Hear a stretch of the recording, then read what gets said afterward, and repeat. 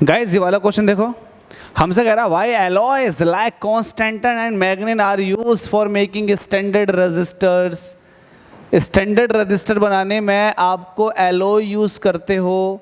Constantan ये एक alloy है और साथ में मैग्नीन ये भी एक एलॉय है। तो आप ये एलॉय क्यों इस्तेमाल करते हो, क्या फ़ायदा है एलॉय इस्तेमाल करने से? तो एलॉय इस्तेमाल करने के दो फ़ायदे हैं, तो वो दोनों फ़ायदे आपको यहाँ पर लिखने पड़ेंगे। अब देखो मेरी बात समझो, ये तो पूछे जा चुका क्वेश्चन है, लेकिन अगर ये क्वेश्चन ना पूछा जाता और ना मैं इसको कराता तो जो आपको पॉइंट्स मिलने वाले हैं इसके अंदर वो आपको कहीं ना कहीं मिस हो जाते। तो यही सबसे बड़ा बेनिफिट आप लोगों के लिए, सबसे बड़ा बेनिफिट कि आपको चीज़ें रिवाइज करने, रिवाइंड करने और आपको अच्छे से समझने का मौका मिलता है। तो देखिएगा इसमें इन दोनों एलॉय को लेने का रीज़न क्या है। पहली बात, जो इनका टेम्परेचर कोफिशिएंट है, अभी बताया था इससे पहले वाले क्वेश्चन में, टेम्परेचर कोफिशिएंट कम होता है मेटल्स के मुकाबले, तो वो वाली बात लिखेंगे। पहला रीज़न है कि जो टेम्परेचर है, टेम्परेचर कोफिशिएंट है वो लो है।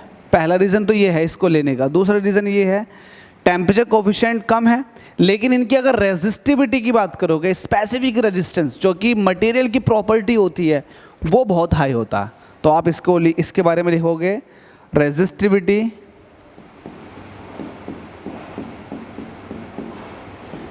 रेजिस्टिविटी और स्पेसिफिक रेजिस्टेंस।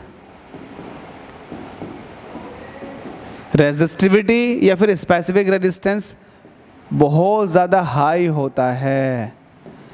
तो इसको लेने के दो रीज़न मैंने आपके सामने लिख दिए कि जो स्पेसिफिक रेजिस्टेंस है, जो मटेरियल की प्रॉपर्टी होती है वो एलॉय की बहुत ज़्यादा होती है। इसलिए गाइस हम क्या करते हैं, एलॉय को ही लेते हैं हीटर वगैरह के अंदर इस्तेमाल करने के लिए। आपने देखोगे जो हीटर वगैरह का जो होता है ना, वहाँ पर जो वायर होती है हीटर की जो हीट करती है, तो हम वहाँ ऐसा मटेरियल यूज़ करते हैं, ऐसा एलॉय यूज़ करते हैं जिसका स्पेसिफिक रेजिस्टेंस बहुत ज़्यादा हो, तो वो हम एलॉय को ही पिक करते हैं। कभी भी वहाँ आपने ये नहीं देखा होगा कि कॉपर की आपने लगा दी, चांदी की आपने लगा दी, कभी नहीं देखा होगा। आप हमेशा एलॉय का ही वहाँ पर वायर इस्तेमाल करते हैं।